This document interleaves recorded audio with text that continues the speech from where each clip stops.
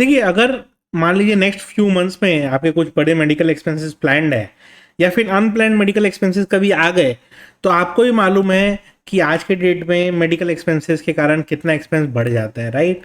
Private hospital वगैरह में आप जाएंगे तो आप जानते ही हैं कि कितना बिल आ सकता है। गवर्नमेंट हॉस्पिटल में जाने का तो कोई सवाल ही उठता नहीं है, समझ ही रहे हैं आप लोग कि क्या कंडीशन है देश का, राइट? तो मैं एक ही चीज़ कहूँगा आपको। अच्छा हाँ, गवर्नमेंट हॉस्पिटल विथ रेफरेंस अगर जाएंगे ना तो बहुत अच्छा ट्रीटमेंट हो सकता है, नो डाउट, उनके यहाँ सारी फैसिलिटीज होती हैं। But most of the cases में आपको प्राइवेट हॉस्पिटल या प्राइवेट नर्सिंग होम ही जाना पड़ेगा। एंड उस केस में क्या होता है ना कि हेल्थ इंश्योरेंस के कुछ कुछ पॉइंट्स लोगों को पता नहीं होते हैं, जिसके कारण क्या होता है, डिस्प्यूट वगैरह अराइज होता है। तो उसमें कुछ पॉइंट्स में मैं अभी आपको पहले से क्लैरिफाई कर दूं कि मान लीजिए आपने आज ही हेल्थ इंश्योरेंस पॉलिसी लिया, ठीक है? तो दिमाग में क्या आता है, हाँ ठीक है ना, हमने पॉलिसी ले लिया। नहीं, इनिशियल वेटिंग पीरियड एक 30 डेज का हर पॉलिसी में होता है। ये इंडस्ट्री में ही प्रैक्टिस है, हेल्थ इंश्योरेंस की इंडस्ट्री में ही प्रैक्टिस है। काफी सारे हेल्थ इंश्योरेंसेज में प्री एग्जिस्टिंग डिजीज का एक क्लॉज होता है। मैं कहीं भी 2 साल का भी होता है, कहीं पे 4 साल का भी होता है।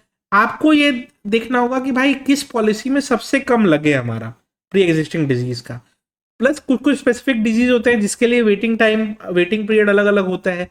तो आपको हमेशा ये ध्यान रखना है कि भाई जो भी आप पॉलिसी लें, या तो आप अर्ली एज में ले लें, जब आपके पास कोई बीमारी वगैरह नहीं है, तो हेल्थ चेकअप में वो सब निकल के नहीं आएगा, तो आप क्या बच के निकल जाएंगे, और फिर वो लोग कुछ बोल नहीं सकते आपको कि भाई आपने बताया नहीं।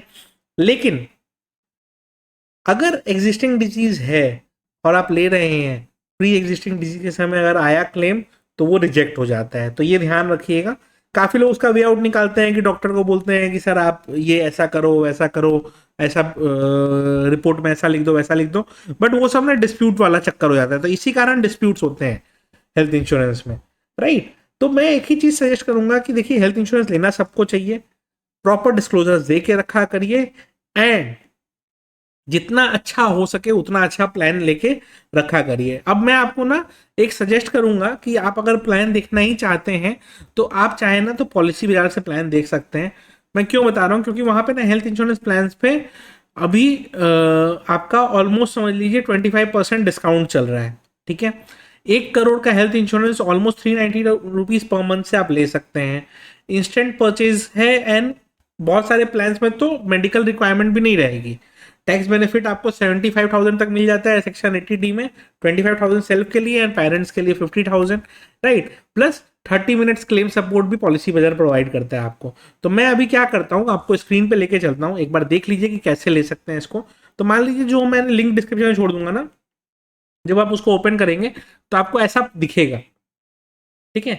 तो मान लीजिए मैंने चूज किया सेल्फ एंड वाइफ का, एज पूछ रहा है, मैंने अपना डाल दिया,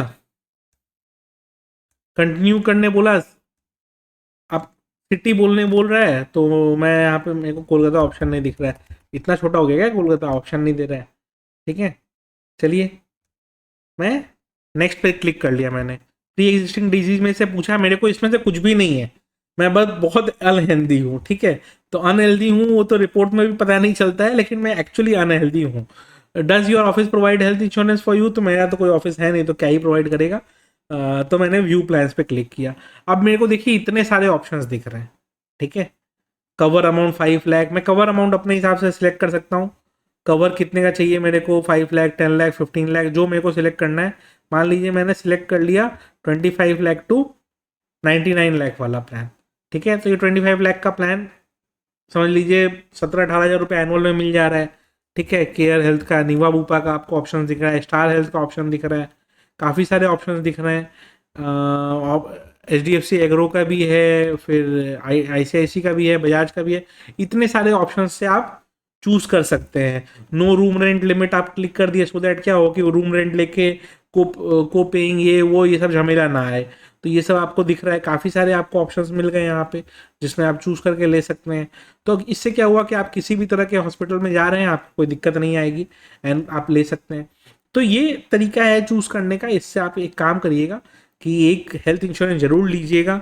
मेरा यही कहना है कि एक हेल्थ इंश्योरेंस होना जरूरी है। स्पेशली मेरे मैक्सिमम व्यूअर्स तो ट्रेडिंग कम्युनिटी वाले हैं, तो हम लोगों को तो एक हेल्थ इंश्योरेंस जरूर लेके रखना चाहिए, फॉर द सिंपल रीज़न कि अगर आपने हेल्थ इंश्योरेंस नहीं लेके रखा है एंड कोई बड़ा मेडिकल बिल आ गया, तो करेंगे क्या? क्योंकि ये कहा जाता है कि Indian middle class is just one medical bill away from poverty, और वो फैक्ट है, क्योंकि मैंने नोटिस किया है कि मेडिकल बिल्स कितने आते हैं प्राइवेट हॉस्पिटल्स में, एंड क्या क्या चीज़ों की अननेसेसरी बिलिंग होती है, मतलब वो लिमिट के बाहर चला जाता है, बर्दाश्त के बाहर चला जाता है, बट फिर भी पे करना पड़ता है। उस मामले में ये मेडिक्लेम वगैरह बहुत काम आता है, बहुत हेल्पफुल होता है। वीडियो अच्छी लगी हो तो लाइक ज़रूर कर दीजिएगा।